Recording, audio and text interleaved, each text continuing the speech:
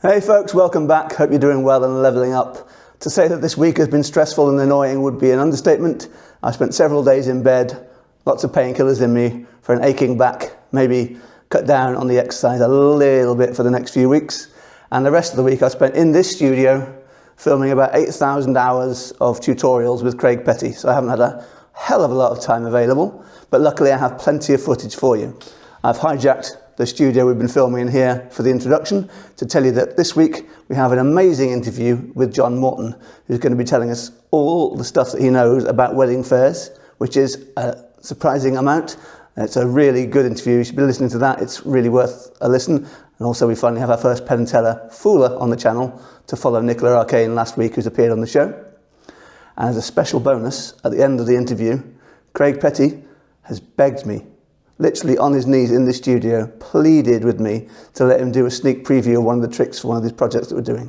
You can't tell Alakazam about it because it's not coming out for a year or so, but he was almost crying, so I said we'd do it. So after the interview, come back and Craig will show you a trick and teach it to you. That's about all from me for this introduction, so let's go straight to the interview with John Morton.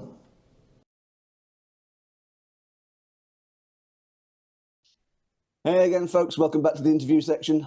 Last week we had Nicola Arcane. She was our first person ever to appear on Penn and Teller, so it seemed only appropriate this week that we have our first Penn and Teller Fooler on the interview section. He's a magician, a mentalist, fool Penn and Teller. He's a prolific creator of magic effects. And what I didn't know, but found out from the very helpful folks on my Facebook group, is he's quite an expert in weddings and wedding fairs as well, which is what we're going to talk to him about first today, along with several other topics. Folks, John Morton. Hi, John. Hey, everyone. You're right. Cheers, mate. Oh, I thought we weren't doing a big intro. I didn't give you a Craig level one, didn't? You've been taking notes off Craig, I can tell. So everyone knows you as a mental magic effect creator and from Penn and Teller, but I was genuinely surprised in the conversation in the Magicians Facebook group. Join the group to find out that you've done a podcast in the past about wedding fairs and had all sorts of information for us on that topic. So I thought, well, we've got one of the mentalists on the show. Why not talk to him about weddings? Sounds like a plan. So I've been doing wedding fairs now, well, pretty much since I started, so 15 years. And they have changed over the years. I mean, it used to be, when you go to a wedding fair, I mean, my record was 12 bookings on the day. Well, I was a lot cheaper in them days, and also the competition wasn't as great. Now there's a lot more competition from not just us, from everything. So when you think of a wedding fair, you think, oh, well, I'm just up against the other magicians. Well, you're not. You're also up against singing waiters, any kind of singer. You might be up against a sweet cart instead of your services. Anything basically that they're going to spend their chunk of change that they've got in their wedding budget is your competition, pretty much. I mean, yeah, the photographers aren't, because they're going to get them before you anyway. But anything that's like a sort of cherry on the top industry is basically our competition. So we have to beat them. That's how you have to look at it. So, wedding fairs, like they say, they have changed. They're not quite as well attended as they used to be, but there's still some really good ones out there. I'm quite surprised they're not as well attended. I would have assumed that they were. No, they used to be really, really busy. And I mean, I've done a lot this year. I really hammered it this year because I wanted to really fill my books up. And I think I've probably done about 8 wedding fairs, maybe even 9, in the first sort of like 3 months, basically. I just literally every Sunday I was out. And whereas before they'd be like insanely busy, some of the really big ones would be a lot busier than they are now. But having said that, the ones that aren't particularly busy, as long as it's quality, you don't mind, because the ones that are really busy, and we'll get into this later, you miss a lot because they walk past, because they're so sort of like they get blinkered because there's just so much going on, too much sort of input kind of thing. So they just go around collecting flyers. So you have to watch out for that. I have a way around that, which we'll go into in a minute if you like. But whereas if you get a wedding fair and there's maybe only, I don't know, maybe there's only 20, 30 couples that turn up. Mm. Well, that's still not bad because it just means you've got more time to actually spend time talking to those couples, and that makes a difference. So, yeah. That makes sense. So a smaller attended wedding fair isn't necessarily a bad thing, but I assume there are good and bad wedding fairs. What are the signs of a bad one? And there are. Then it's the ones to avoid are the ones that it's like a venue in the middle of nowhere that you've never attended a wedding there once in your life. And they've got, oh yeah, we've got a wedding fair, and it's like 50 quid or whatever, or 30 quid, sometimes a bit more. And you think, right, okay. And you go, who else have you got going? Oh, we've got a few suppliers and this, that, and the other. And you get there and they've not advertised it. They've just put a banner at the front of their bloody driveway or something, which nobody goes past because they're in the middle of nowhere.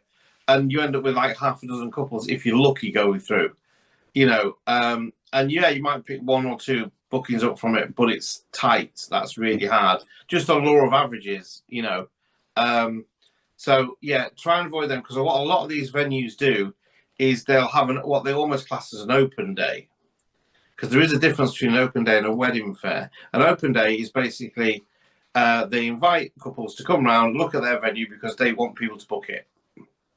That's what it is. A wedding fair is where couples come specifically to see all the different vendors and what's available out there.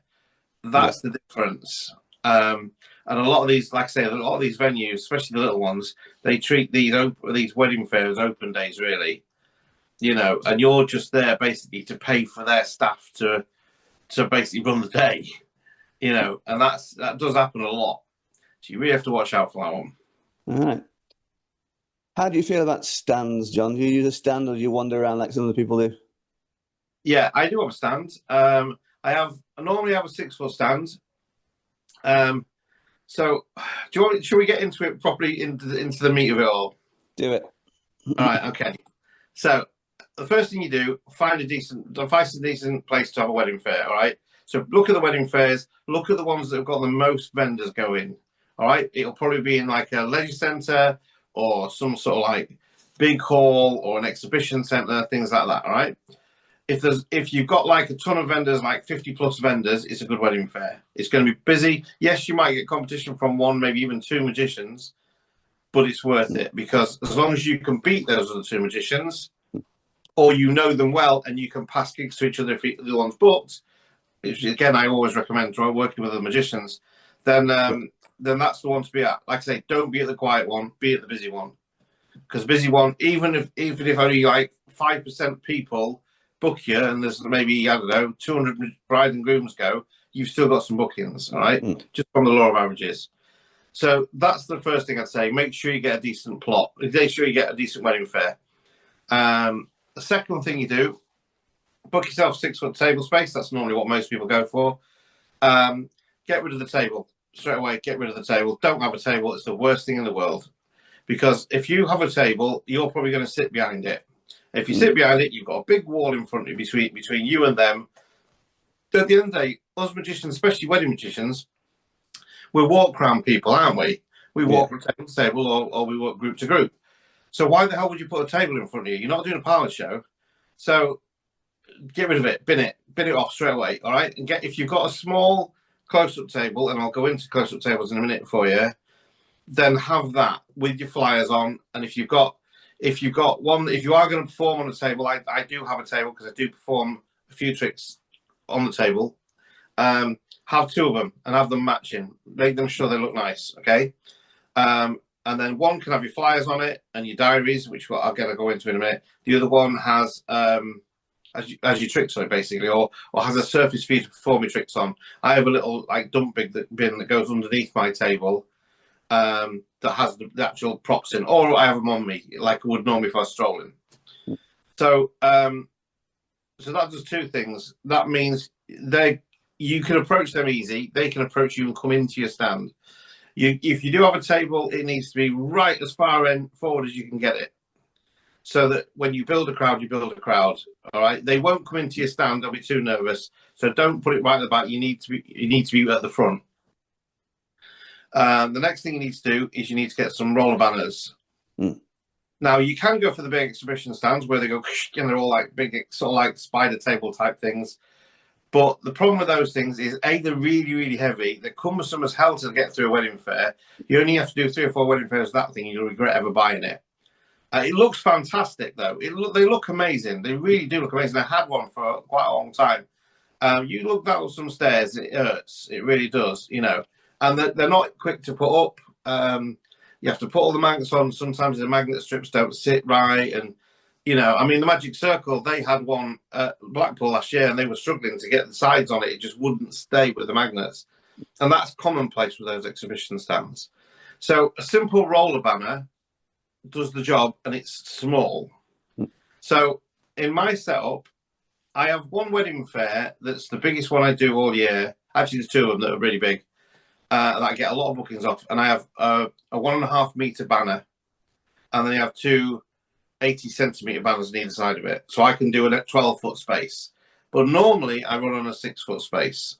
All right, then that's an odd one. The picture I sent you that looks really big, that's the big banner setup.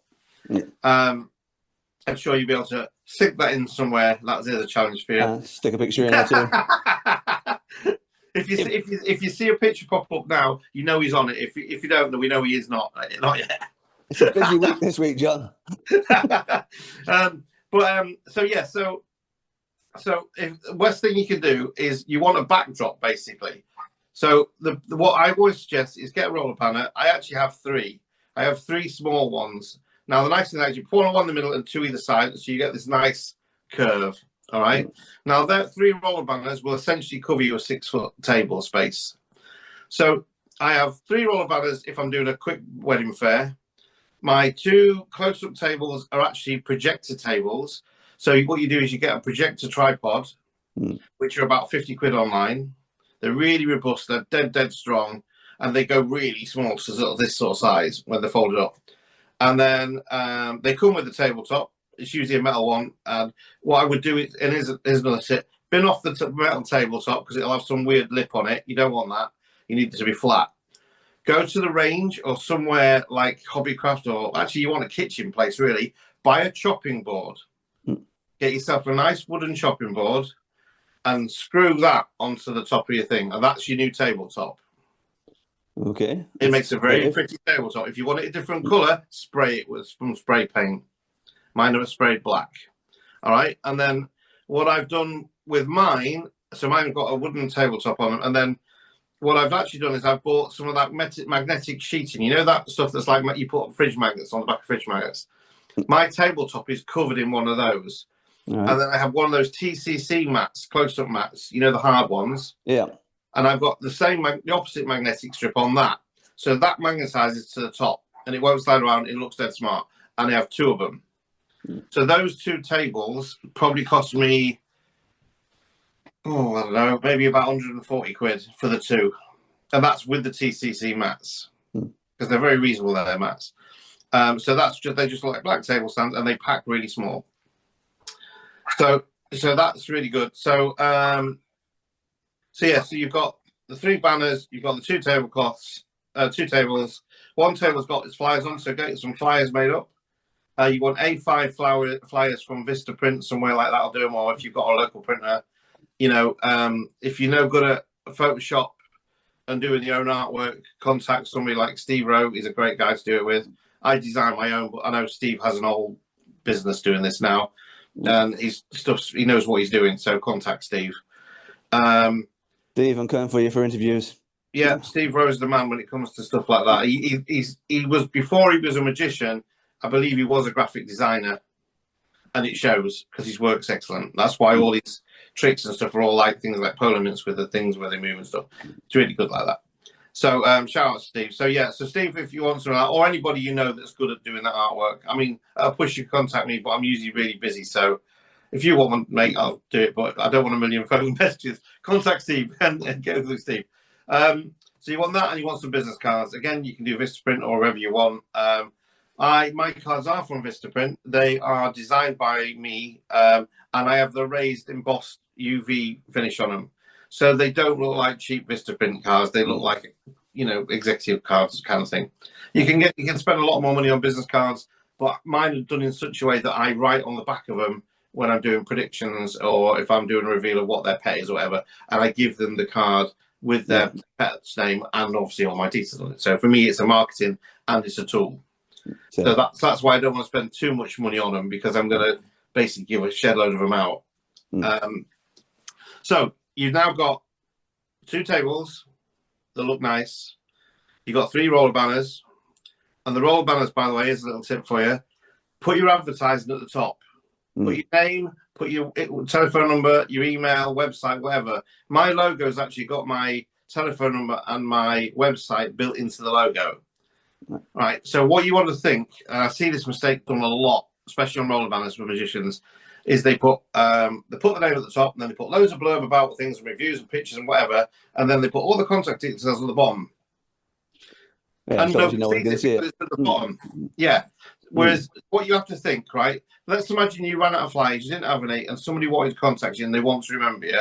If they take a photo of you in front of your stand, will they get all the information that you need? They want a picture of you, got your name, it's got all your contact details behind you, done. So that's a big one. It winds me up when I see it at wedding fairs and all the details at the bottom. It really annoys me, especially when it's people that do have the 6-foot table, because you can't even see anything below the 6-foot table, you know. So you've got your roller banners, you've got your 2 tables, you've got your flyers now. Next thing you need is, if you're doing a busy wedding fair, a partner. Take your wife with you, or anybody you know that can sell you, basically, can do all the blurb that you're going to do, and have them on the stand with you. All right? And they are going to fly like crazy while you're performing. You're just going to dem all day. Basically, you're just going to perform. Doesn't matter if the people are interested in booking you or not, just perform to as many people as you can. Because if you're performing, as people are walking past, they go, oh, what's that? People are nosy. If you're just stood there, they won't. As simple as that. All right. So you want to look busy. So you stay busy, they can flyer for you. The other thing they can do is, and again, this is another little tip, even if you have Gigio, and Gigio is fantastic, but even if you have Gigio, have some paper diaries with your bookings in it, and have them on the side with some booking forms. Okay. Don't put your prices on the flyers. You put the prices on the booking form if you want to put a price on. If it's one of these things where you make the price as you go along, I'm not that kind of guy, but if you do want to do that, don't put it on your booking form, just make it up as you go along. But what I do is I have several tricks, and I'll go into the tricks I do in a minute. And as I'm doing the tricks, I ask them what their date is. It's what I do 21st Century Phantom, so I ask when I'm cutting. As soon as they tell me the date, I turn to Colleen and go, just check that date. And she checks the date for me. So now anybody that walks past, it looks like I'm getting booked. I'm not. She's just checking a date. But again, it's that whole thing. Oh, look at him. He's getting booked. Look, he's performing. He's getting booked. So interest, you know? So that really, really helps. And obviously, she can then go, yeah, you're free. So I know then to do the full sell. But if I'm booked, there's no point in me even going into. I'll still perform to them, and I'll still do a great job. But I've said, unfortunately, I'm booked there. You can't have me for your day. I'm sorry, but you know, go and have Tom write whatever. I'll recommend Tom, something like that. Okay. So that's the key elements of what you do for your setup as a wedding fair. Any questions? I wish I had, to be honest, but you're so comprehensive in your details. That's a lot to unpack. I appreciate. But to be honest, it's so obvious, but it didn't occur to me to take someone with me. Yeah. It's a really obvious plan to get someone else to do the. If you don't, what you'll do is you'll be performing and you'll be going, damn, I've just seen 3 people walk past. And they've got no details. Even if she's just got a flyer in their hand, they've got something. You know, it's a simple one, but it's one people don't realise. You know, it's worth taking somebody with you and again, make sure they're presented nicely, the same as you. You're in your suit or whatever your outfit happens to be when you perform. It doesn't have to be a suit these days. It's quite a trendy t-shirt and suit, isn't it? I actually wear Mark Darcy trousers, waistcoat, a nice dark shirt, and that's it. I might have my sleeves rolled up purposely because I want them, if I'm doing cards, I want them to see there's no sleight of hand. I wouldn't be wearing what I call my trademark suit, but unfortunately I've discovered recently that it's also Mark James's trademark suit, so I guess I'm changing. Well, that guy's busy, so you know it's not always. Yes. Um, and So plus, I'd say before we move on, then other questions I've got would be what's on your banners? What information do you have on there? right. So what I have on my banners, so I have my logo at the top, which is like this fancy logo with my name on it. Like I say, it's got my website built into it. It's got my phone number built into it. So if they take a photo of me, they might not be able to email me straight away, but as soon as they go on the website, they can contact me via that. It's got my phone number on it as well. They're going to get a business card when I perform to them anyway, and the flyers have got all the information on them. So either way, they're going to get everything. So on the banner, the top one's got my logo on it. Then there's a photograph of a wedding, and get somebody that's just totally going crazy reaction. You want somebody, you know, one of those open mouths, kind of like, oh my God, kind of things. You can have several of those. I just tend to have one big one.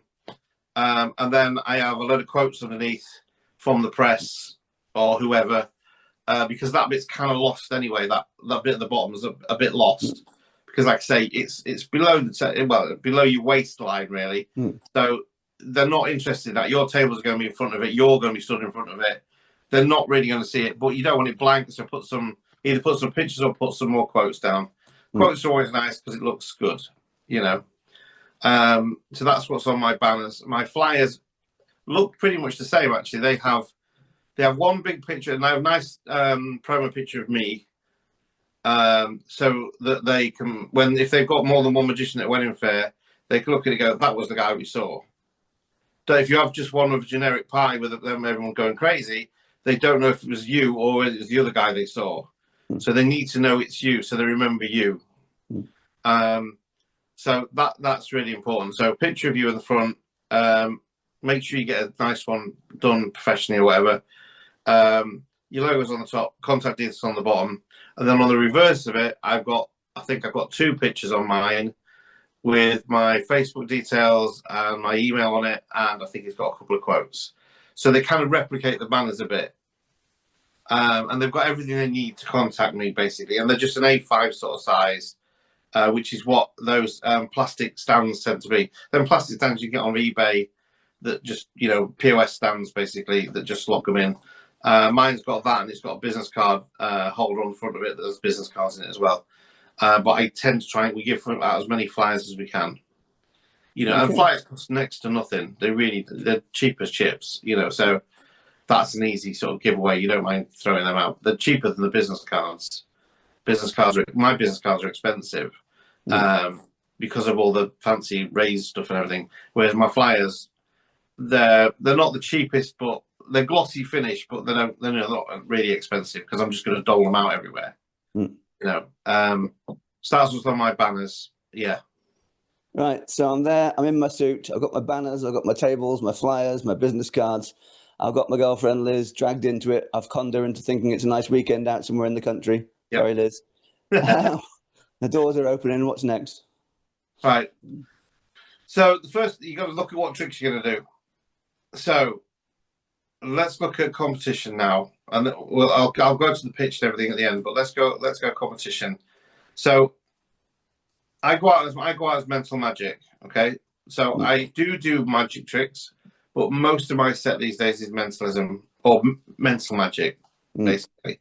So to give you a simple example, Probus against a loud device, colour cube, essentially. I'll do that. I'll do a peak where I tell them the name of their first pet. Although I don't do that at wedding fairs, I do something different with it. And then I'll do Phantom.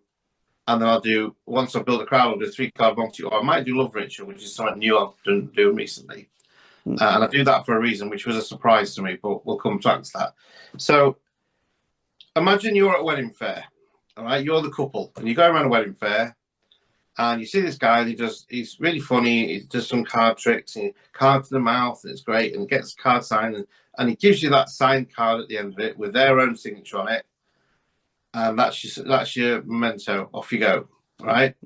And his pitch might be, I go around, I might do 2.5 hours, 3, maybe even 3 hours around your wedding, doing this sort of thing. I might bend a coin, I might do signed cards, do things with cards and sponge balls. Do sponge balls. We know sponge balls goes great. I mean, I don't like sponge balls, but They are a like great trick at the end of the day. They're brilliant. I know they're brilliant. They just don't suit my character.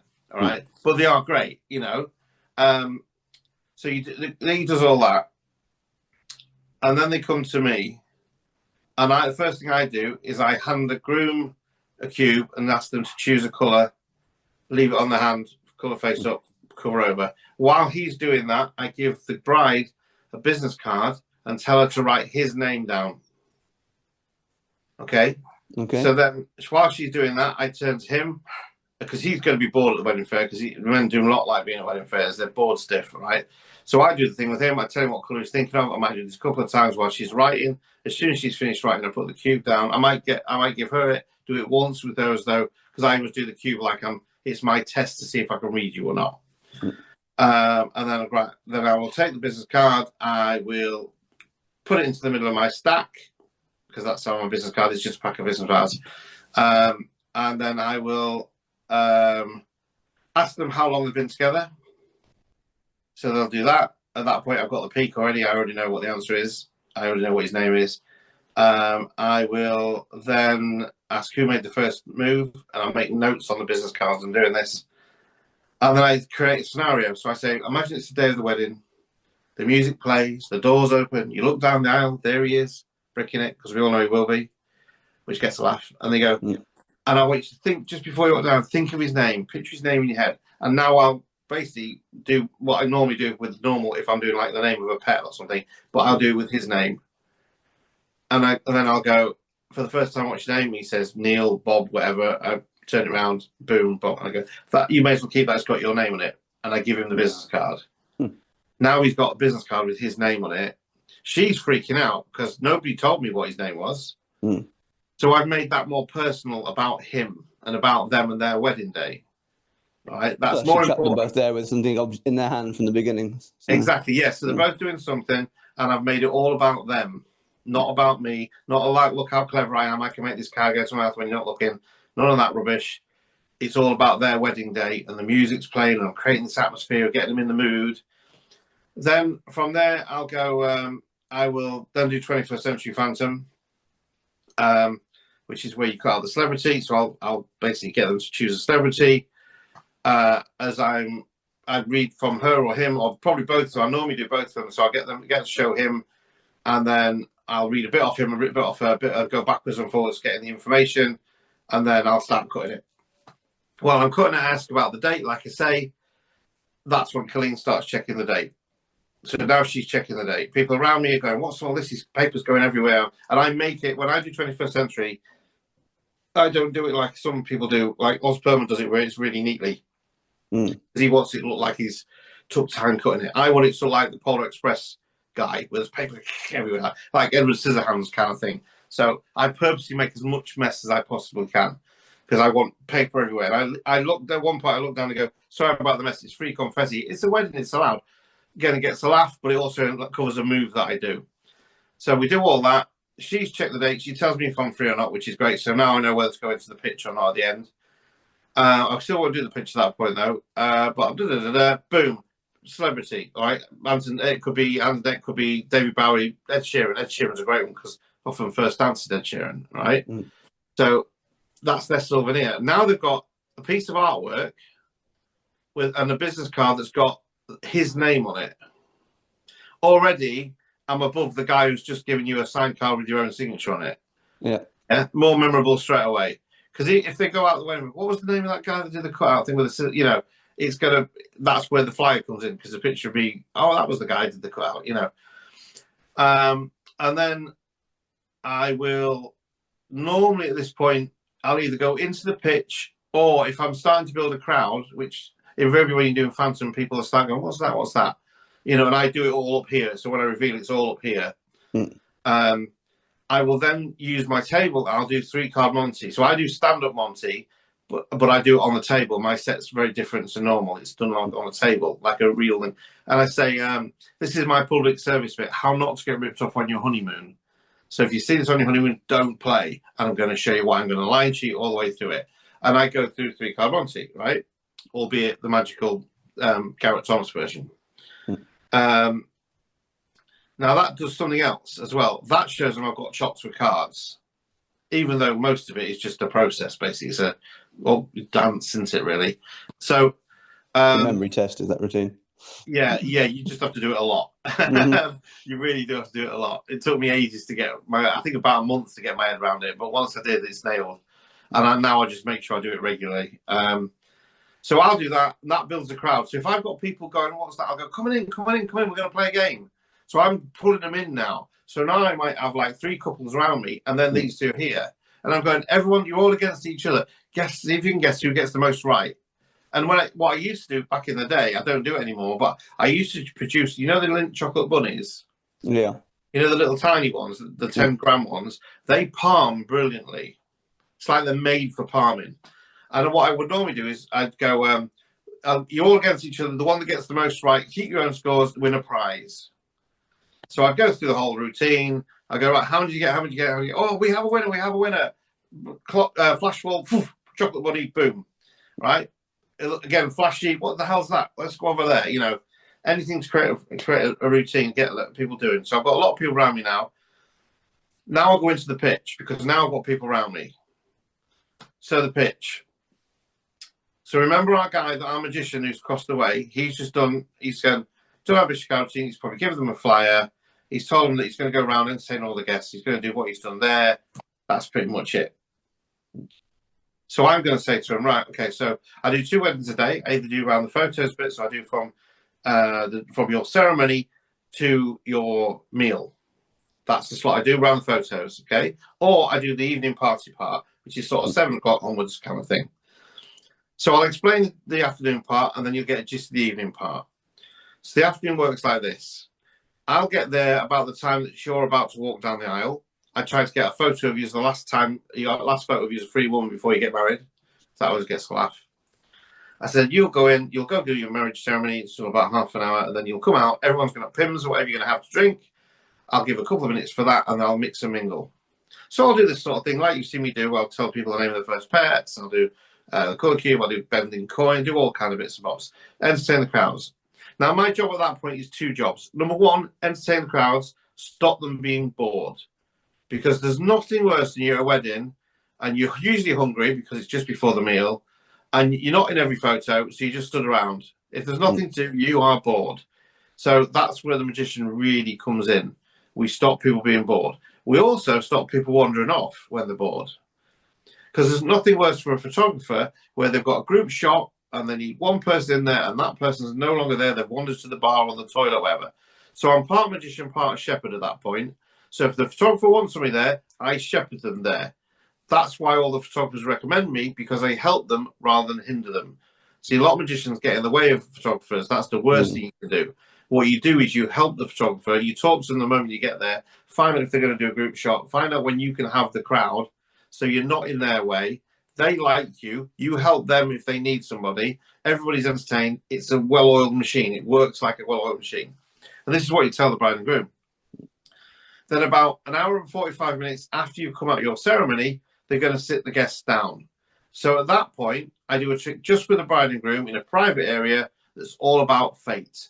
And all the pressure's on him. He does all the magic. I don't do anything. It's all about you two and about your connection together. It's the best trick I do all day, and I only ever save it for bride and groom. So now they're thinking, oh, we get a special trick just for us that nobody else has seen. And I say to them, the reason I do that is, A, it's a nice thing, but also you never get to see anything. All your guests are going to be coming up to you going, oh my God, the magician was amazing. He did this, and he cut this out, and he's bent this, and what this, that, and the other. And you never got to see anything of it. You paid for it, but you never got to see it because you're in every photo. So that's why I saved the best trick for you, and I only ever perform it for you. And they're like, oh, that's great. So now they've got this private little thing while everyone's going in, right? Which helps the venue out because the venue want everyone in. They're only going to be stood around waiting anyway. So I do the bride and groom trick. It's only 5 minutes long. If you want to see that, it's on my lectures. And then they're going to go announce. They're going to get announced in. Everyone's going to round of applause. They're either going to do speeches or they're going to do food. Before they do any of that, I take over for 5 minutes. And I have the old glass ready. I go ding, ding, ding. I go, ladies and gentlemen, my time is up. Before I go, I have one last trick to do in front of all you lovely people with somebody very special to our bride and groom. It's the best man. And I drag him up. And he has no choice, just drag him up, right? What they don't know is I've already tipped him off that I'm going to drag him up, and I've already told him what the trick is. It's designed to look like a sucker trick on him. It's the cups trick. You know the cups with the water where you put water in both cups and I drink it when his eyes closed and then it's that trick, okay? If you want to see what the trick I'm on about, look up Justin Willman TED lecture. It's literally on generally there. called the Red Cup of Mystery as well. If you want to I search don't know what. Yeah, probably. I don't know. I mean, it's never actually been released, and I feel bad in a way because I've kind of stolen it from Justin Willman. It was actually Cyril Takayama that invented it for Justin Willman. And I don't know. I mean, my only sort of like the way I'm slightly innocent on it is I have no idea what their method is, but it's pretty obvious it's slush powder. But anyway, if you watch the routine TED lecture, Justin Willman, you'll get the gist of what the trick is. The moment I put that best man trick into my wedding fair pitch, my bookings went up 20% overnight. It's that good. Because every man wants to get one over on his best mate. Yeah. Especially his best mate's probably going to screw him over in the speeches anyway and reveal some stuff that's funny. So the best man's like the joke of the party. So I actually demonstrate what I'm going to do. I don't tell him how the trick works, but I demonstrate what's going to happen. And the fact he's not going to get wet, suit's not going to get ruined, he's not going to kill him, but it's a joke. But more importantly, what that trick does, and again, this is the reason I tell them, is I say it's an icebreaker. You've got two families at a wedding that don't know each other. They've got nothing in common. If they've only got anything in common at all, it's my magic. So it gives them something to start a conversation with. So it's the best icebreaker in the world.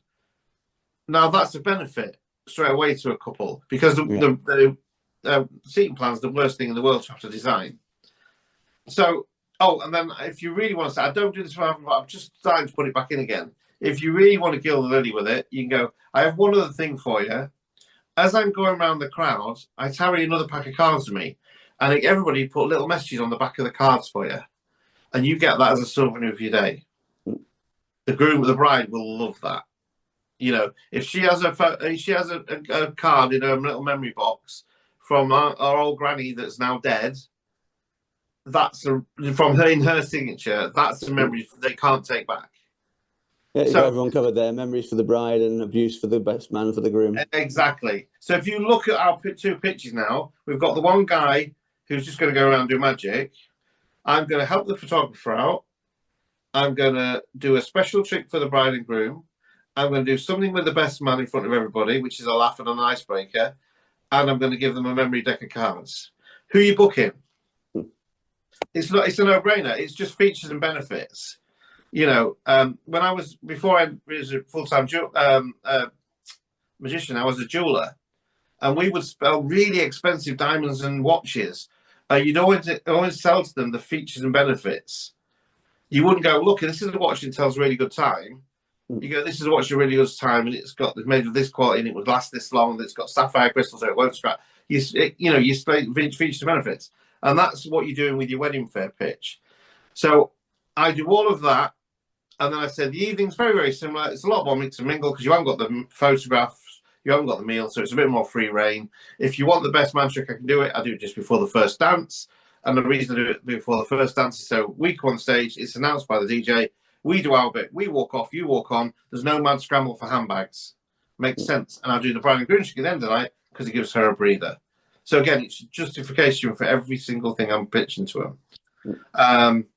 What you can do with the signed cards thing is you can usually get an extra half an hour out of them too if you want to book it for the evening, because you just say, if you want the cards doing, it's an extra half hour because you'll be surprised how long it takes people to think what's right, and they'll book it for an extra 50 quid, whatever, just for going around getting them people signed cards. Sometimes I never even got them signed. What I do is I give them to one of the cutest bridesmaids that's walking around, and I give her a Sharpie pen and a bribe with chocolate to go around and get everyone to sign the cards, and she'd do it all the work for me. Genius. Yeah. So that's basically the picture and the way it should look, you know. And if you do all that, you will get bookings. I guarantee it. You know, and you look the part and you smell nice and all that kind of stuff. Yeah. I was told that you did wedding fairs. I did not know this, but clearly you have done a few. That was all very, very good advice. So I know I've gone through a lot there. You might have to rewatch it a few times because I just rattle on, but I hope that really helps. You can see how passionate I am about it. And that's another thing is you have to show excitement. The other one, and I shouldn't tip this, but I'm going to. I do Woody Allen's Love Ritual. It's a trimmed down version that I do, so that they can follow it. If I build a big crowd up, we did this once at Wedding Fair last year, and it went down a storm. So we've carried on. I said, "Do you fancy all doing a trick together?" Everyone goes, "Yes." Everyone gets 4 cards. We do Woody Allen's Love Ritual, and I get them to throw the cards in the air flamboyant. The cards are flying everywhere. If you're walking past the stand and you see cards flying everywhere, you're like, "What the hell's going on there?" Everyone's laughing. Instantly, more people come over to see what this commotion is. And after the event, everyone's amazed because the cards match. But more importantly, the aftermath is cards everywhere, bits of cards everywhere. And now you'd think that would be a bad thing because it'd be like, "Oh, look at the mess of his stand." It isn't. They walk past and go, "What are all the playing cards about?" And I go, "Come and let me show you." And I say, "Well, come in." And I reel them in. So that's been a real benefit for me. It's a bit of what I didn't expect. But having them playing cards scattered all the way around the floor in pieces really makes me go, "What on earth happened here?" And then I'm straight back into the pitch again. I like that. It's clever. Yeah. Last couple of questions on the Wedding Fair stuff that have occurred to me. When you say you've got your partner or whoever it is, doing the bookings, are you either taking a booking on the day or giving them a business card, or do you have somewhere in the middle where you can chase people up for you taking emails or anything like that? So what I tend to do is if they want to book, we have a booking form they can book there and then. I don't tend to take a deposit there and then. I'll take it when I send the details online to confirm everything. And that gives them basically till you message them the night before, the night after, or whatever. I tend to give them a day or so to sort of decide if they want to book you or not. So you're not wasting your time. And all it is an email. If they do, I send the email to confirm all the details they've told me. And basically, it's got my bank details on the bottom. They just send me a deposit, basically, and then they're booked in the diary. They're not booked in until I've got that deposit. Yeah. Well, you could do it where you took money on the day if you wanted to. I just don't tend to do it that way. But occasionally we have. On my booking form, it does have a form say paid already, deposit or whatever, and it's got a tick button on it. So I know that if they have given us cash, or I can take, I've got some up on my phone, so I can literally take a card payment if I want to. I don't tend to, but it has been known. That's interesting. What I was asking though is the people that you see on the day that don't book on the day, are you literally just giving them a business card and sending them on the way, or do you have any? Well, I used to. Again, this is where I fall down. This is me that I need to level up again. I used to have a list and get them to put the details down, inquiries, and then I'd send them some blurb. I don't tend to do that anymore. That doesn't mean you shouldn't. That just means I'm lazy and you should and do it better than me. Because I've got a photographer that's very, very successful at wedding fairs that's offered next to me. And if he can't get them on the pitch and he can't get them to book in, he will get them to fill in a form and send some inquiries and then you follow it up. One other thing I will say as well, when you hit them with a price, they might be quite scared because the prices some magicians go, "Oh yeah, as expensive as that." No, I'm not. I'll tell my prices because I don't mind. I'm living in a little Grimsby town, Grimsby. We're not particularly wealthy in Grimsby. It's quite a poorish town. I go out 2 hours, 450 quid. I'm 2.5 hours, 500 basically. I don't really pitch 3 hours, but I can if I want to.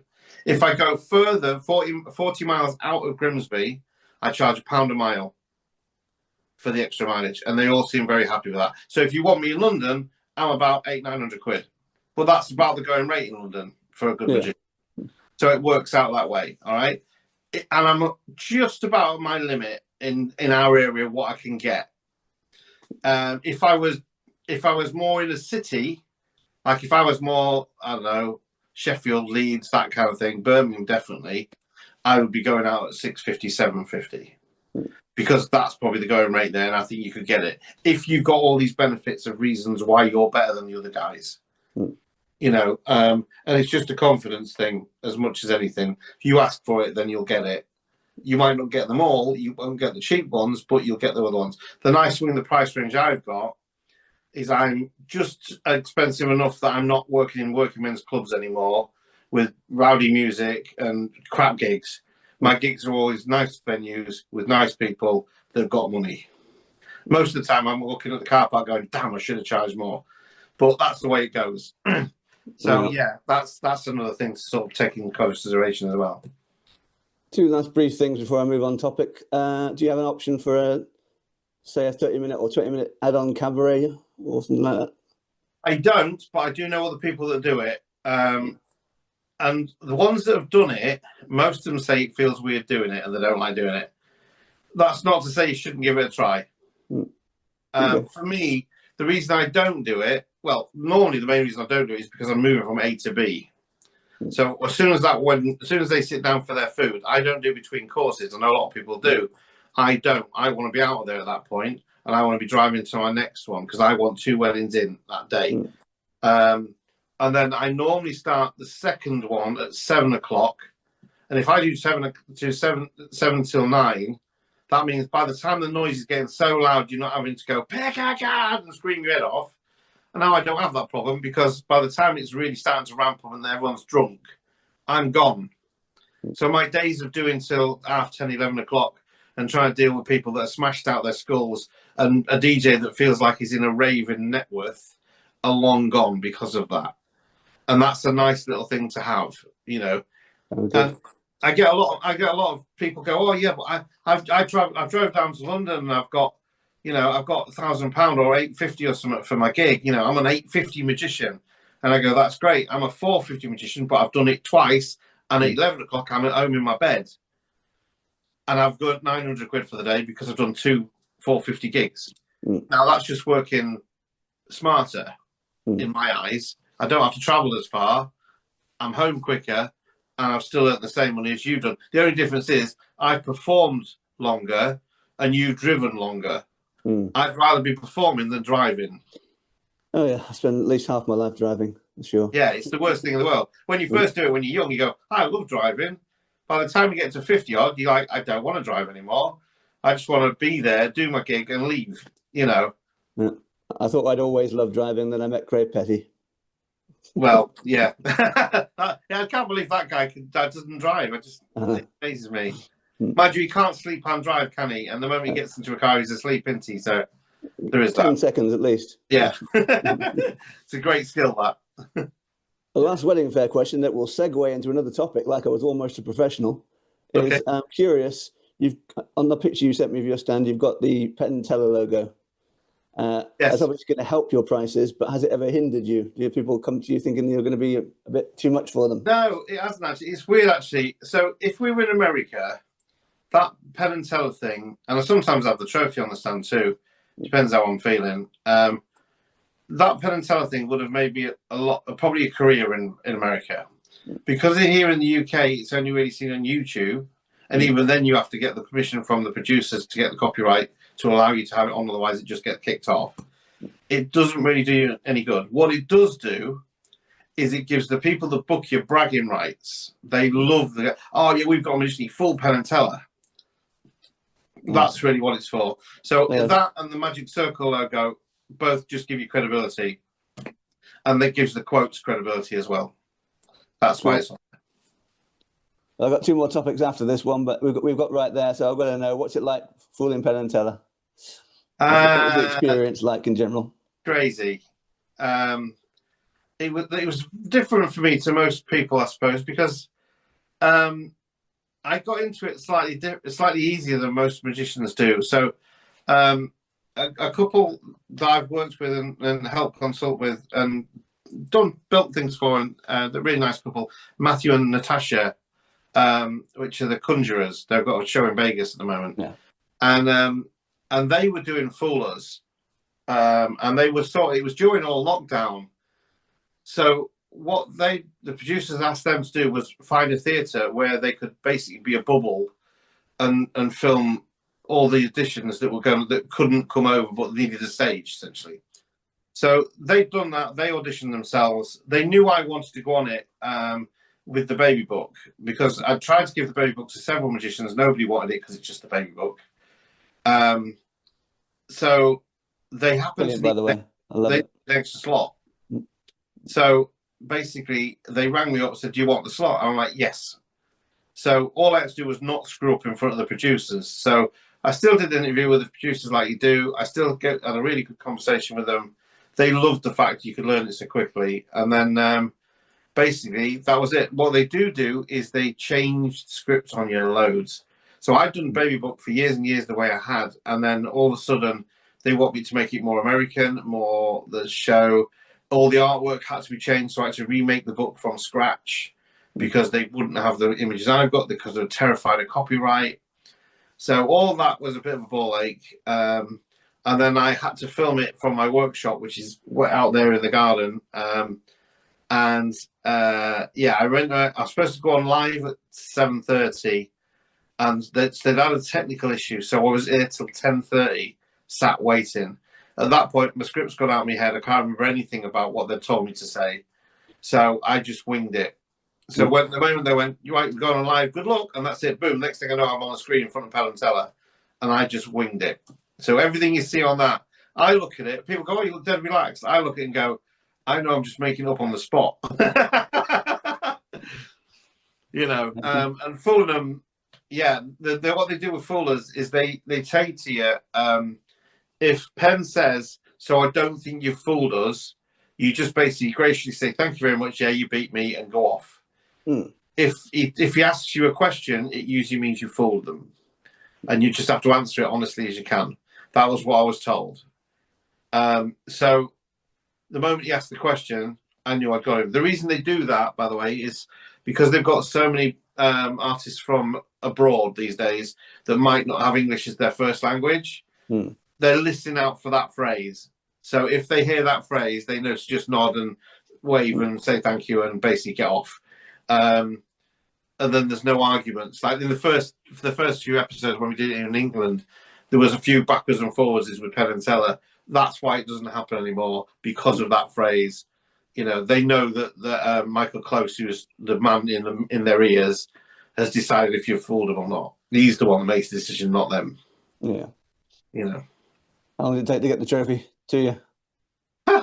Well, that was another funny thing as well. Because it was lockdown, it never got sent to me. And it never got sent to me for nearly a year.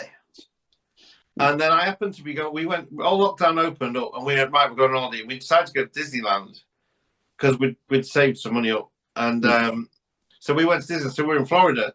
So the cheapskates, rather than send it to England, sent it to my hotel in Florida, and I had to bring it back. So it was in my case. So, so I literally got it while I was on a holiday in Disneyland. Do you ever cash in the prize these days and go and do the show, or is that just a thing they say these days? Because lockdown was happening, they didn't open up us to go over for about maybe 2.5 years, actually, before you could go over. And they offered you $1,000 if you didn't want to do it. So basically, I took the $1,000 and put it towards the holiday. As simple as that. For me, it would just been an ego boost to say I performed on their show. But I'm not an ego kind of guy, so I wasn't that bothered. You know, would have been nice, but I still haven't met them. It's crazy. I didn't even get to speak to them on the day, short of when I performed, because you were so in and out. But he did say some really nice things on his podcast later on, which was great. And hopefully one day soon, hopefully I'll meet them. But we'll see. You know, it's a great experience though. I can't fault it at all. Highly recommend it to anybody that wants to give it a go. What I would say though, don't go in it with a card trick, because they get so many card tricks submitted. You need something that's completely different. You know, go for it, mate. You should do it. I got nothing. Just let's be off the wall. No, I got no. I'm very much a magician for normal people. I got nothing to fool magicians. Goals list next year. I've got enough on the goals this year. When you decide time's right, come to me. We'll work on something. Right, yeah. Now, everyone I've interviewed, I've had a specific topic, but it seems to always come up a website design, and there seems to be an argument now in my camps between the Wikipedia people and the Wix people. So where does John Morton stand? Mine is designed on Wix, and it's one I did myself. I used to have a website, what was called Moonfruit, which went kaput during lockdown, which caused basically my website to disappear. It disappeared off all the Google parts. What they did is they transitioned it to Wix. So now I'm Wix. I redesigned it completely on Wix once I was there, because it wasn't going to cost me anything. I'd already lost all the places I was going to be, which was a nightmare for lockdown. Because I went from being #1 in all my towns on Google to nowhere at all, from scratch. And to make it even worse, my emails, something glitched them, and the emails from inquiries from my website also didn't get to me. So the bookings I was getting was purely from word of mouth, and I didn't realise that. So my bookings were well down. I mean, I still survived, but they could have been a lot better. So I had to start pretty much from scratch when it came to online vision. Apart from the Facebook page, that was still there. When I arrive at a wedding, I always take a selfie with the bride and groom, minimum, and that gets posted onto Facebook. And then I normally tag the bride and groom in, or I'll shoot them a message or something, and they normally write a little comment underneath the photo, you're amazing, whatever. And that's good for other couples to look at. So I always say to couples, again, this is another thing I do at the wedding fair pitch. I say to you, my Facebook page is on there. Have a look on my Facebook page. Look at what the bride and grooms have said about me. So don't trust me. I'm a magician. I lie for a living. Trust them. You can't trust a review unless you see the couple. And it's true. Because let's face it, we can all write how wonderful we are on a banner. It might not even be a person there. You know, when you're first starting out, that's what most people do. You know, Joe Bloggs says I'm amazing. Great. You know, but show me a picture of Joe Bloggs. He doesn't really exist. But if you've got the couple there with you with a picture of them, and then they've got their comment with their name under it, it's proof, you know, of how good you are. You know, and the more you've got those, the more you shows how busy you are, and the more busy you are, the more busy you'll get because it shows that you're good. So yeah, it's just a repeat business thing. You know, just remember, Mr. Taxman also watches those photos. But I'm 100% declared. I cannot not declare anything because I'd rather have the photo than the not declared percentage of whatever it is the taxman wants. It's not worth the risk. Absolutely. It's just not. Nobody wants the taxman jumping over him. They really don't. And I'd rather have that photo because it'd get me more bookings. And what we're just seeing there, people, is another example of the dedication that John Morton has to weddings and wedding fairs. Because I was asking him about Wix or WordPress, and we're back onto wedding fairs. Yeah. Weddings. No, yeah. So Wix is where I went for it. Wix is very, very simple to run as a wedding fair, as a website. It's very simple to do. You can host via Wix as well. So create your website, get some nice pictures on there. Again, lots of reaction shots. You want on your homepage. My homepage is designed so it's quite a long one, so you could literally, so it works on your phone. Because Wix you can click onto phone and PC, so you can see what it looks like on both. Because a lot of people they'll do a design on PC and then they don't realise that it looks crap on a phone and it's half on the page or whatever. This you can flick between them and do previews so you can see what they look like. And it's better to have a long scrolling page in sections. So mine works that way. I mean, if anybody wants to look at my site to get an idea, please don't copy it. But it's very basic. You could have a really expensive, snazzy one. Mine's, like I say, it just costs me my premium hosting because I want the actual .com part. Mine's mortonmagic.com. Simple as that. Have a look at it. Give yourself some ideas. I've got a homepage has all the blurb on it. I have a media page. I have a contact page. And I think that's probably it. I might have one more. I can't remember what the other one is. And the other thing I would say with that is create some landing pages. So a landing page is basically what that is it's a page dedicated to whatever areas you want to perform in.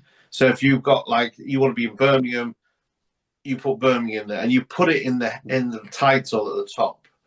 So it'll be your key at www.neverphoenix.com/Birmingham Magician.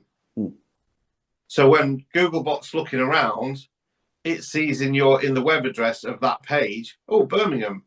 And if they put magicians in Birmingham, it's going to find it quicker. It's one more tick for the SEO.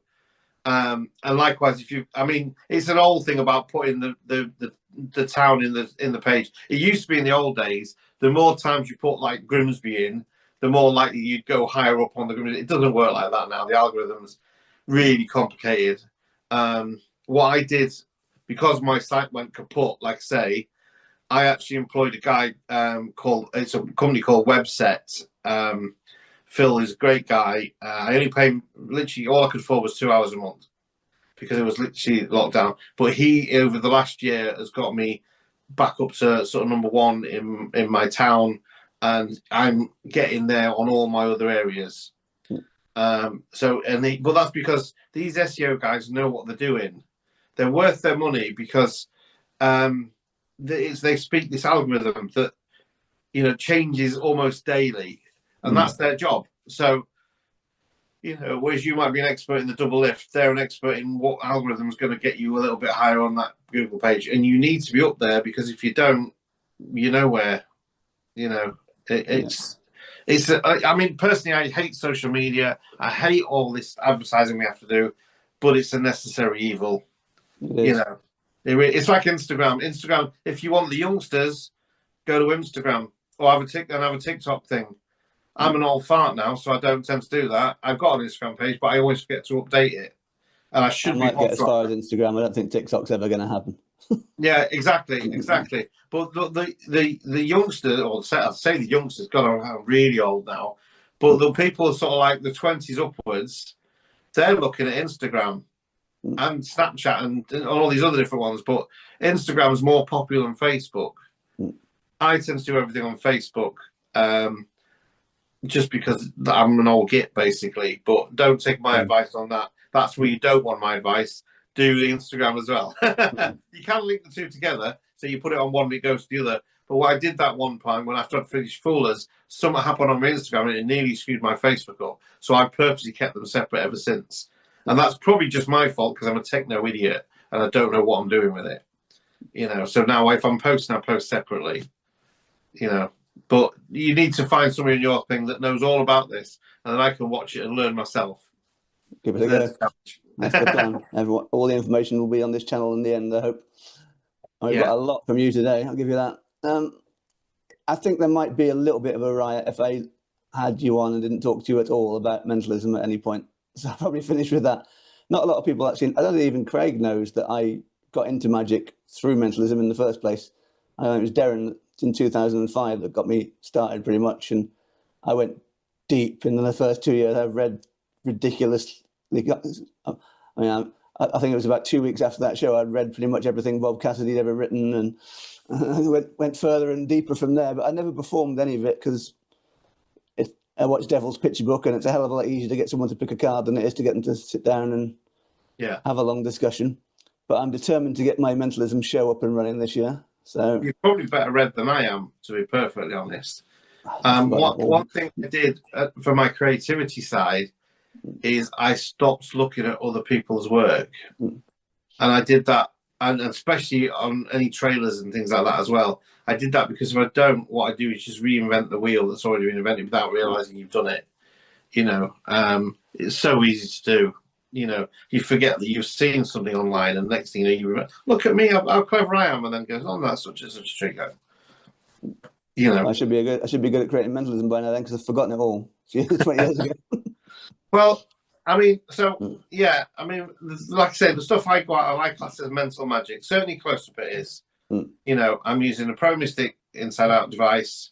It's the only electronic thing I have in my entire set, because I don't trust electronics. Yeah, no, I've had problems. Down. And I also think the more we progress, the more the public become aware of these things. I mean, there's so many amazing things coming out, but we're only probably 3 years in front of all the lay people these days now. We're a Google away. I mean, Pro Mystic are really good at hiding theirs, but even if they weren't, the inside out cube, they can see inside it. So if somebody goes, oh, I reckon it's got some sort of buzzer thing, I take the mic and go, yeah, it comes up on here. It's like Google Glass. It's amazing. And they go, and they realise I'm taking the mic. But the beauty of it is I go, there's something inside that box. It's just for you. And I open it up and they can see inside it. There's nothing inside it. And there's a piece of paper that says, sorry, nothing inside written inside it. So it's like a piss take, but it gets a laugh, but it also shows it can't be the cube because it's just a plastic cube. And then I use the Peak. I use my Lego deck all the time because that deals with 3 people, and I can read 3 people with it. The pet one's great. The phantom's good. All those tricks are great. They're all mental magic, I would class it as. My stage show is, I keep tweaking my stage show. And again, I would class it again, mental magic. I've just tweaked actually one part of it. So one thing that, and this is the thing that, God, this is going to make this go far long now. David Penn said something to me years ago when it came to a stage, and he said, always keep your stage clean. So I see a lot of magicians, and it's like, look how many tables of magic I have. I know, and it's almost like the old days of the vaudeville, sort of like traveling magic shows where they have every single trick they own is on stage, you know. Or as Michael Vine would say, there's a lot of money on that stage, you know. And it shouldn't be like that. So I have when I'm on stage for a 45-minute act, because that's what you need, 45 minutes to an hour. I have my Fish and 50 bank night thing. And everything's hidden behind the banner, on little shelves behind the banner. Love that. Great trick. Bit mad. Yeah. Okay. And then the other side of it has got I've got an emotion box, which is probably the most expensive thing I bought, short of the electronic gizmos over the years. And that is on the other side, and then there's just me, basically. And I can do a 45-minute show with just that on stage, and it looks really clean. You know, I do have some chairs, so if I'm doing like PK touch routine or whatever, I've got them on there. So it's worth listening to. I was listening to a podcast the other day, and they were talking about Mark Paul. And in Mark Paul's lecture, he talks about the shape of your stage. So my act works like this, okay? And I've worked really hard to get it like this. So I do a witch hand routine with everybody. Nobody comes on stage, just me on stage. I'll do Fish or 50. It's done with somebody in the audience. Nobody's on stage. That's my opener, all right? Nice thing with that, it gets everybody involved. Everyone stood up, energized. Do the witch hand routine. So we sit down. It's got some comedy in it. Then we do the Fish and 50 thing. And I explain about the old days when we used to win a fish goldfish in a bag. It's a bank night routine, essentially, with comedy built into it. They win a fish at the end. Fish goes out to the audience. Then I go into emotion box. Now, I was playing before for comedy, where you'd reach in, feel a spoon, and it would be a ladle or whatever, you know, that the old sort of trope of that. What I'm actually doing now is I'm changing it so it's a little bit more me, so it's a little bit more gasps, and it's got a short story about a Russian lady you could see with her fingers, basically, which I'm not going into because somebody will just steal it on you.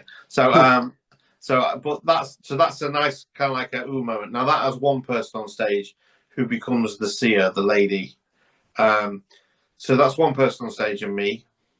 She goes down. I do Celebrity Smart Ass, but again I do it differently. I do that with some interaction with the audience.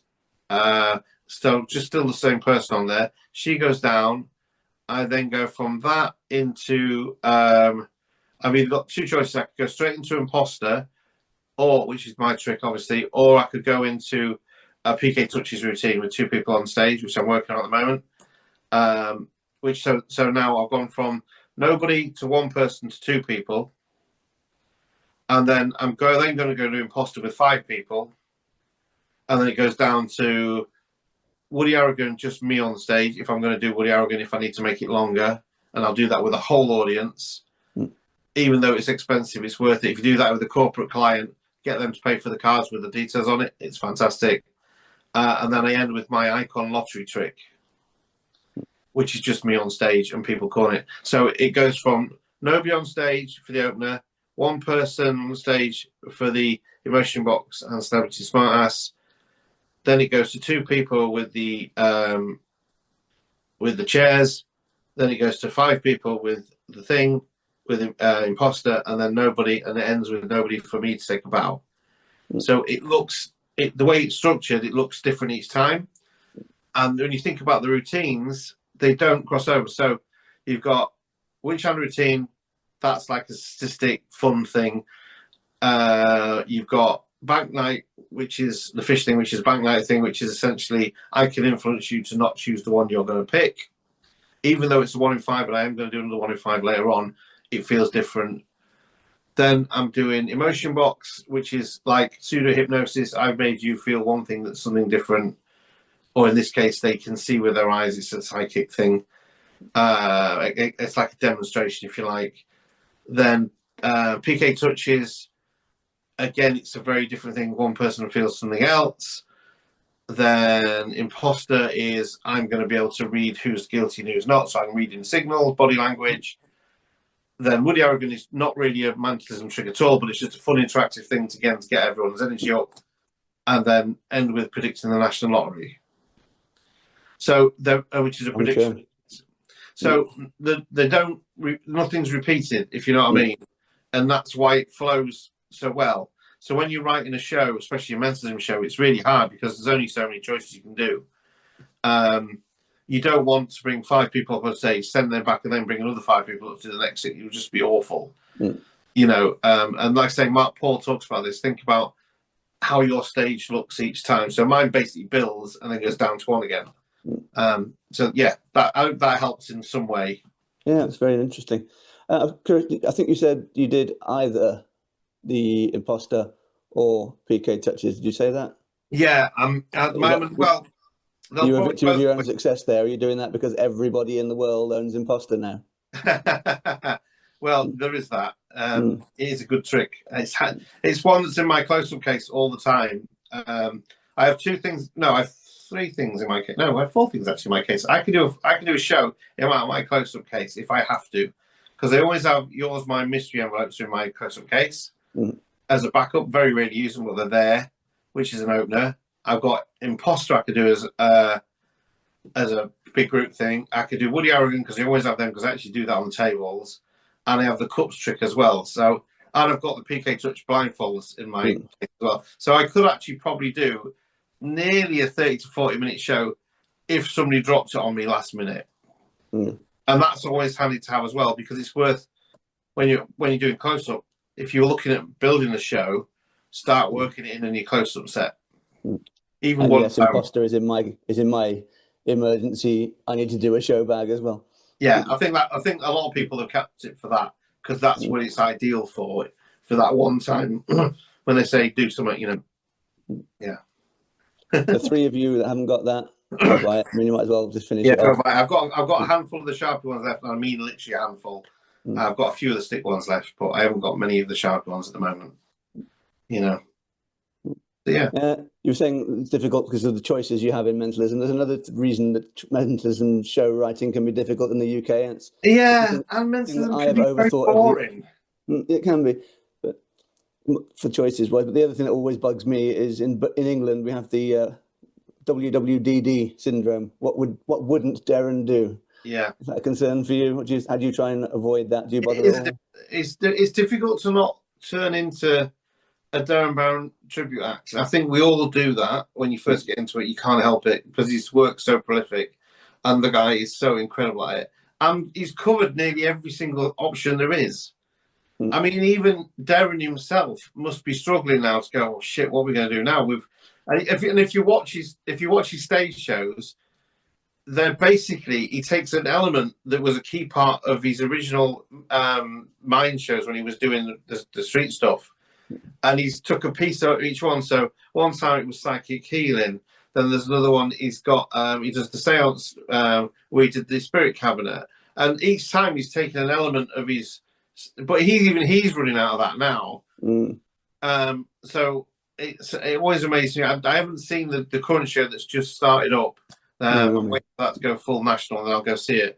His last one Showman was amazing. I think that was the best show ever because it had all the great elements of Enigma plus all the other good bits from all the other shows as well. It was a best of for me. It was a very, very good one. It wasn't my personal favourite because it was very, very strong.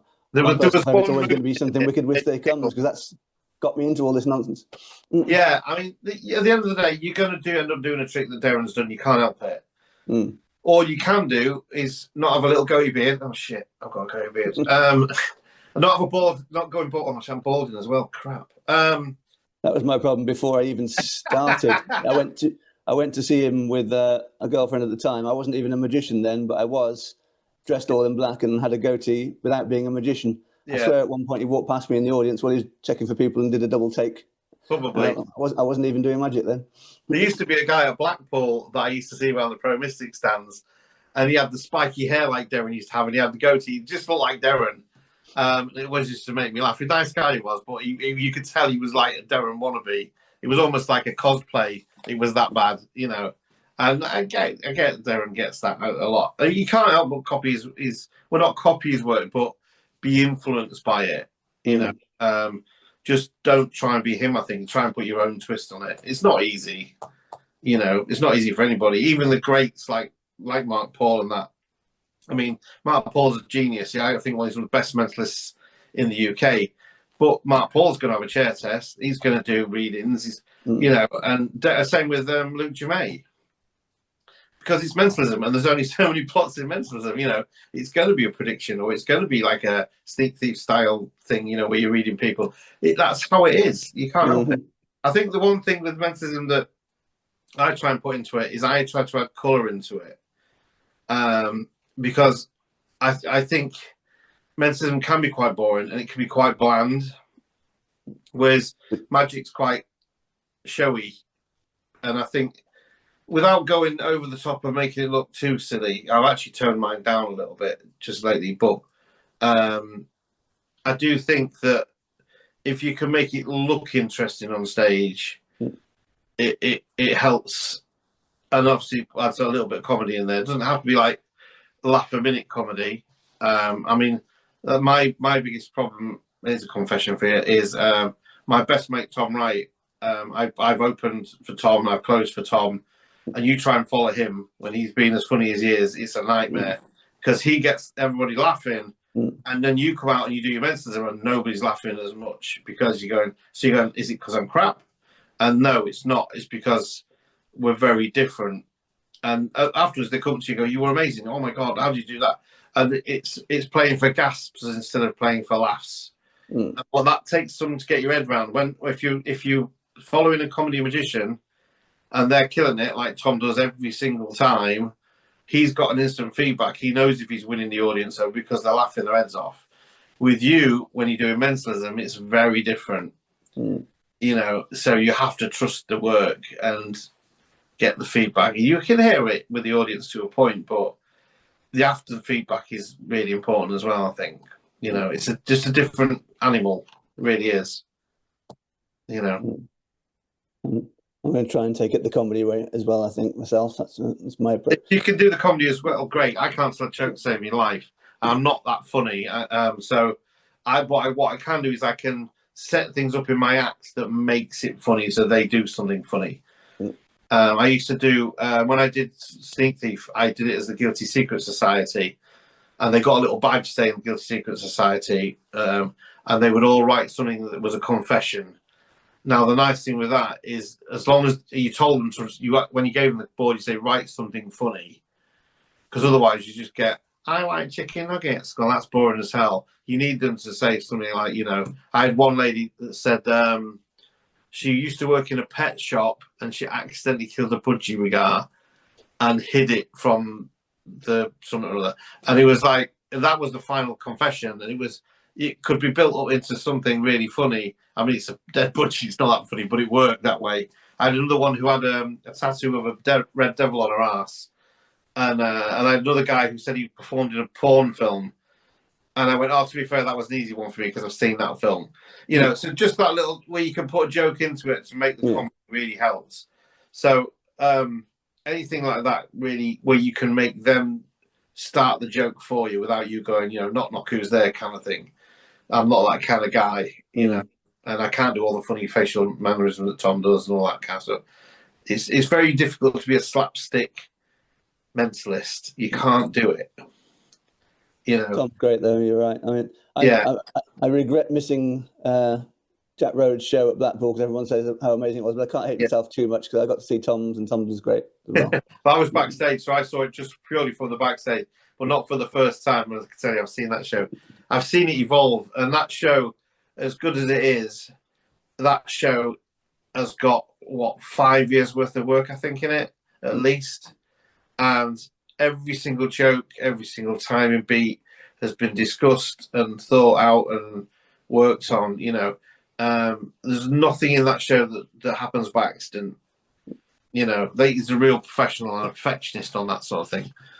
And what he does, he looks back on the classics. So he's a big Morecambe and Wise fan and Tommy Cooper, and he looks back at those kind of people for inspiration. So maybe that's what we need to do as mentalists. Look back at the old days. Obviously, you've got to be careful these days with PC to make sure you're not doing something that's not PC, but get inspiration from those kind of national treasure people that just love that. They love, like Morecambe Wise, everybody loved them. Well, there's a reason they loved them. Same with Ant and Dec, which are basically the new Morecambe Wise anyway. And you just take their lead. I think that's important. If you're likable, people will book you, won't they? That's it. So there you go. And yet somehow Craig gets bookings. Craig's a good guy. For all the grief he gets, I like Craig. He works bloody hard. Absolutely. He really, the stuff he's done. Well, it's like you've done stuff for me for free as well, with the all the decks, all the instructional DVDs and stuff. Which I know Craig sort of like probably shoehorned you in to make you do it, but you did it for me. They were good decks. Yeah, exactly, and Craig's done loads for me as well. I mean, he didn't have to go out and film all that stuff for me, and didn't charge me a penny for it. It's just about helping each other out. So when you need me on a podcast, I'm here. Because that's what mates do for each other. We look out for each other. Absolutely. There's not enough of that in our industry. There really isn't. Yeah. I seem to be attracting the nice ones into the Facebook group, though. So I'll build a community with them. And we all want to see you we want to see you in a t-shirt, mate. You're going to be too hot in that hoodie. Oh yeah, I'm gonna. Now that I've got the logo, I might design a t-shirt. So I don't. Yeah, just put the logo on a t-shirt. It's going to get hotter. So my skin hasn't backtracked over the last year. Last week, people, it's just roasting hot in here. I was going to ask you about the skin thing, but maybe I'll ask you off the camera about that. Yeah, sure. Because I think that's an interesting one to go into. I did create a group, although I haven't been on it myself for ages, I must admit.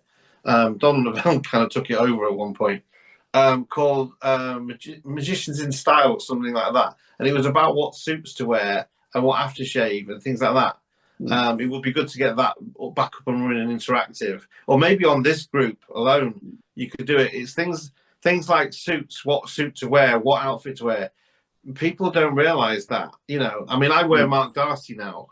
They're a brilliant suit. They're very breathable. Whatever you do not buy the tweed ones, though, because you'll be on fire the moment you walk outside. You want something that breathes,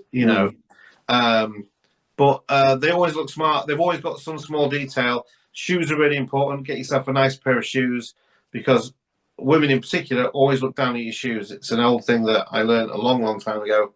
The way you keep your shoes is how you think you keep everything else. Things like that really makes a difference. Nice to have shave. Something that's strong but not overpowering, that kind of thing. The rebranding of that kind of look is on my list for the year after I lose the weight to buy the suit with. So I'll get into that with you again in the future for sure. Definitely, yeah. Anything like that, I think, really helps. But like I say, I mean, I am thinking these days. Just look at Harry, who's just won BGT. Looks great, but he's wearing a smart white t-shirt. It's a nice thick one, so it looks the business. And he's got one of those overshirts on. And really, that's where we're probably heading when you think about sort of the style, because there was a time when magicians were wearing like rolled up sleeves and everything, and then they went into dinner suits because of Robert Houdin. So now everyone wearing tailcoats and dinner suits, and you get 12-year-olds wearing a full 3-piece suit, and you go, why are you wearing that? That's not what you should wear. You should be wearing something more modern. And I think as times have changed, I see magicians wearing trainers now, as long as they're clean, smart, white trainers or whatever, with a suit. If that's what your guests that you're mingling with, then that's how you should dress. I do think the days of the sort of, even like say I'm a dinosaur now, 3-piece suit are probably on the way out. We'll all get to wear casual soon. That'd be nice, especially when it's hot. I'll have to redesign my whole act if I can't have even my waistcoat pockets. I need my waistcoat pockets. I can solve that for you. I'll give you one more tip. Mm. So it took me ages to do this. So in the summertime, when it's red hot and you're in a three-piece suit and you're dying, aren't you? Oh yeah. Now, unless you use your pockets like to ditch something or to steal something out, if you're doing a chop cup, this ain't going to help you. But if it's literally you're wearing a suit to carry the things you're going to perform in, bin the jacket altogether off. Mm-hmm. Just wear a nice waistcoat because it still keeps a slim in line. You've got 2 pockets in your waistcoat, and then get yourselves a Dungeons and Dragons dice bag. It's like a little pouch. It's got a square base to it. It will sit open mouthed, but it also has a drawstring top. The drawstring top will go on your belt, and you get everything that would be in your suit jacket will fit in that little bag, and just carry that around with you. And once you get used to the fact that you're carrying a little bag with you, and the worst comment you ever get is that your magic bag? I don't get it very often, but I do get it occasionally. And I just make a joke of it and go, yes, the rabbits are on the 3rd floor down. Now, I'm assuming you're giving this advice to all the people watching because there's Star Trek there, there's Superman there. I think we all know that I've already got a Dungeons and Dragons dice bag.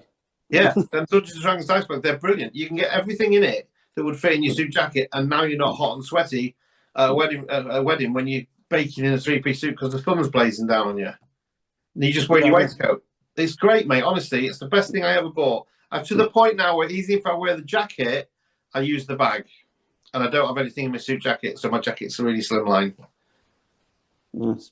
There you go. Well, that was an absolute ton of information. All good stuff. Again, I seem to be quite good at dragging stuff out of people by just sitting here and not saying anything. Absolutely, mate. Brilliant. Loads of great information for us all there on the wedding fairs. Loads of good stuff on everything we've talked about today. If people want the wedding fair information that I've given you, it's quite an old one now. It doesn't have my current picture of my current wedding fair banners on it, but it does have the one before it, the brown set that I used to have. If they go to mortonmagic.online, that's like a page that goes to all different sites. It's got my lecture on there. It's got my main page on there. I think there's one link to custom magic, all that kind of stuff. But if you go on the lecture frame, click on that, go right to the bottom of it. There's a PDF of everything I've just told you about wedding fairs, so they can sit and peruse it and read it. And it's all. I'll put that link down there as well for everyone. Yeah, and that's a freebie for you. Cheers, John. Thanks a lot. That's all right, mate.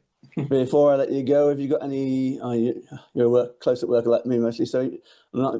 Don't imagine there's any public shows, but any public shows, any new products coming out, any lectures happening, anything? I have got a lecture somewhere down south next month, but I couldn't tell you exactly what it is without looking in my diary. I'm not doing many. The main convention I'm doing this year is Wayne Goodman's Shindig.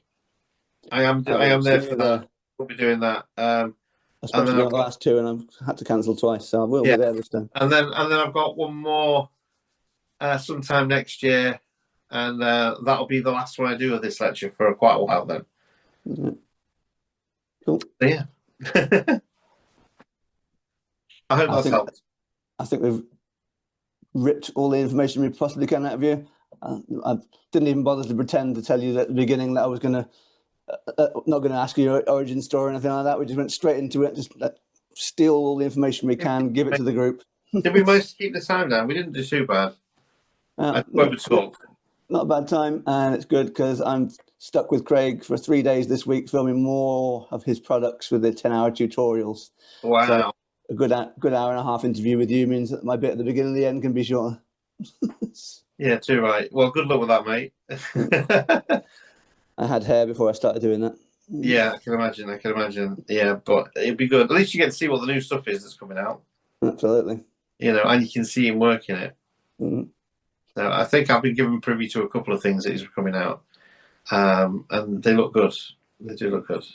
So I usually get a message. It's usually about 10:30 at night for some reason. What do you think of this? I'm going to send you a trailer. Tell me what you think.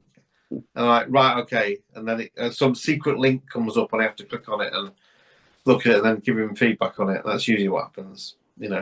He's just, I know he's been in Penguin, hasn't he? Filming stuff there. He showed me one that he's bringing out for Penguin that looks really, really good. So, yeah. All right, John, I think I said I'd take you an hour, and I've kept you an hour and a half. So I'm going to lay down now in a dark corner and think about what I've done. Thanks for everything, mate. Keep up the good work. Will do. I'll keep watching the channel. It's great. Excellent. Good work. Somebody is then. That's good to know. You got one viewer. Excellent. Cheers, John. Take care, mate. That's it.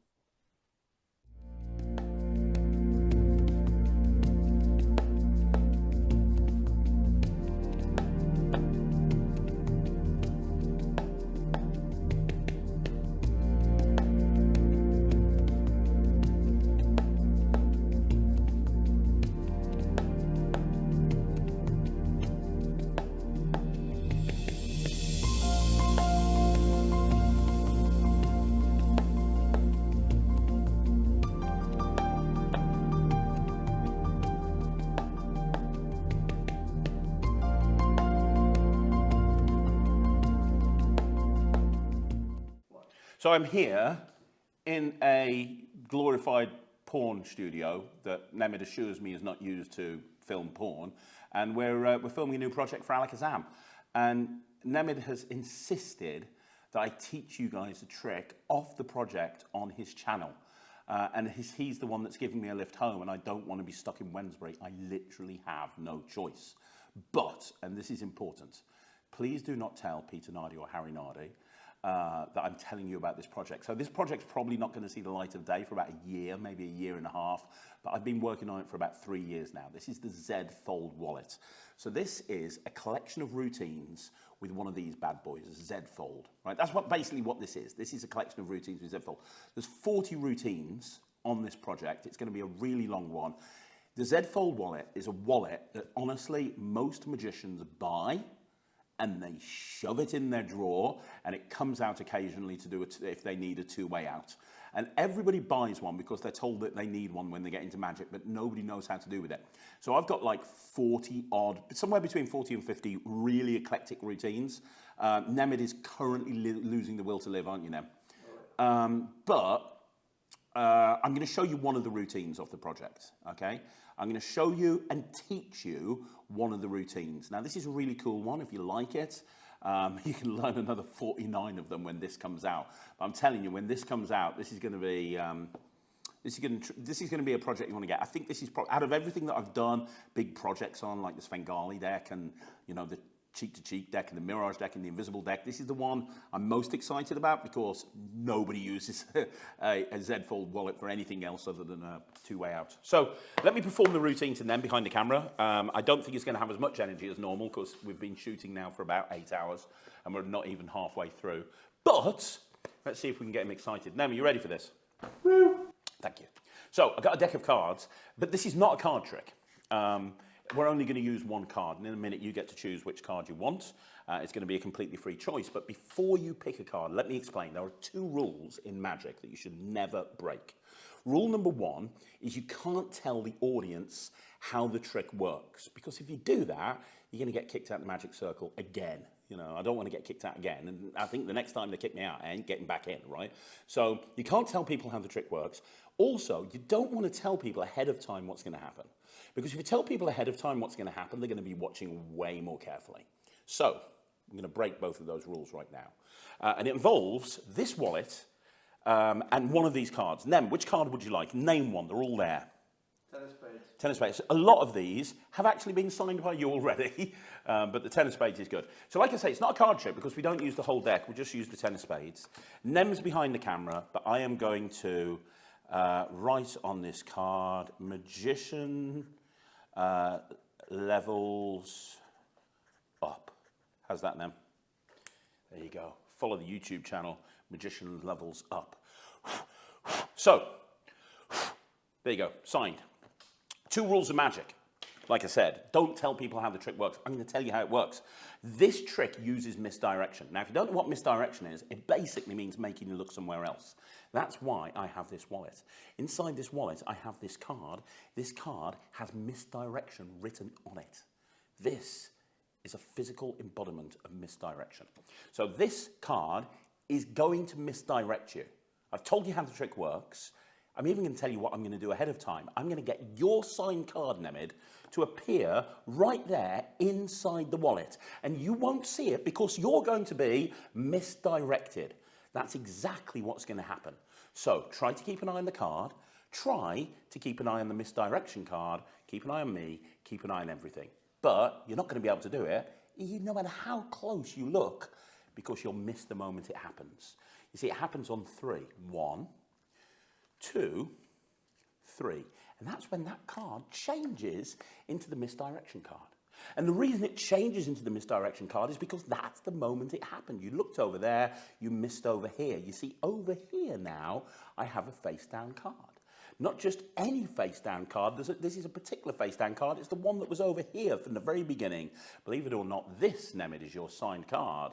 And that uses misdirection. The wallet goes away and everything is examinable. So that's one of the more simple routines on the Z Fold Wallet project. Let me explain how it works. Don't tell Alakazam. You tell Alakazam, I'm screwed. Right. Basically, if you don't know, crash course on the Z Fold Wallet. Z Fold Wallet, by the way, I recommend using the Alakazam Z Fold wallets. That's right. This part of Magician's Level Up has been it's been sponsored by Peter Nardi and Alakazam Magic. That's right. You watching this video is going to help Peter Nardi have his 700th holiday in 6 months, because the guy's just permanently on holiday. But this is a Z Fold wallet. So basically, it's a wallet that you can open up one way, you open up the other way. Like I said, most people use it as a two-way out. I love the Alakazam one's the best because it's got a little A there, so you know which way it's orientated. Okay. All you're going to need for this is one of those wallets. And you're going to need 2 cards. Now, this one is double blank. It's blank on both sides. And I've written the word misdirection on both sides of the card. Notice it's written the same way on both sides. It's important. And then I have this card. This has misdirection written on it as well, but on the other side, it's got a back. So you need 1 blank-faced card. You need 1 double blank. You write misdirection. That's all you need. The setup is, on one side of the wallet, you are going to put your little misdirection card. In the other side of the wallet, you're going to put the other card, but face down. You're good to go. That goes in your pocket. You're ready to go whenever you want to. Because of the little A there, I know which way it's orientated. You bring out a deck. You can do this at the end of any card routine. You bring out the card. You have them sign it. Let's just say it's the 10 of spades again to save time. So you saw the presentation. The presentation is important because the presentation covers the movements in the trick. So the moves are very, very simple, but the presentation covers it. So I say, the first thing I say is, well, you know, I'll tell you how it works. It's all to do with misdirection. And as I say that, and by the way, I turn this card face down. So the first thing is it's all to do with misdirection. That allows me to open up this wallet and take out this card that says misdirection on it. Now, you would give this to someone to hold, and they can look at it on both sides, right? And you say, this is misdirection. Now, I have to have a reason to put this card into this wallet. And my reason is to say, the second rule is you don't tell people what's going to happen. I'm going to tell you what's going to happen. I'm going to get this card into this wallet. And I openly put it into the wallet and I close the wallet shut. Now, I'm going to switch the sides of the wallet as I point over here. It's done. I've switched to the other side. Now, how I do that, let's just take this card out and reverse for a minute. This is how this works. This is a Mark Mason move. You're holding this wallet as if it's like a deck of cards. And what you're going to do, this is a paddle move effectively. Your thumb goes under the wallet, you flip it over, and as soon as you flip it over, you rotate your wrist. Those 2 moves cancel each other out. So when you do that, it looks like I've turned the card over. It looks like I'm doing this, right? But they cancel each other out. So look, this side, there's the card, boom, they're still looking at the card. The 2 moves cancel each other out. Now do it too slowly, else they'll see there's 2 separate moves there. Do it as 1 move. Okay? Don't do it too fast. Don't do big actions like this. Just do it like that. And when you turn back over, you've done the switch, right? So it looks very fair. And I do it as I'm pointing to something on the table, right? It makes it look even more deceptive. So this is here.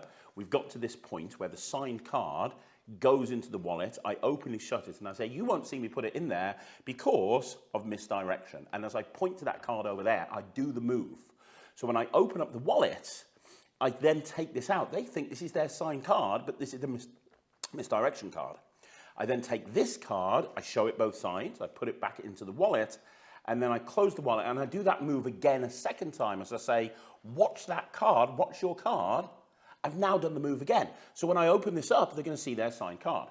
Now all I do is a through the fist flourish. I do it 3 times. You hold it on the tips of the fingers, you push it through with your thumb, it stays face down.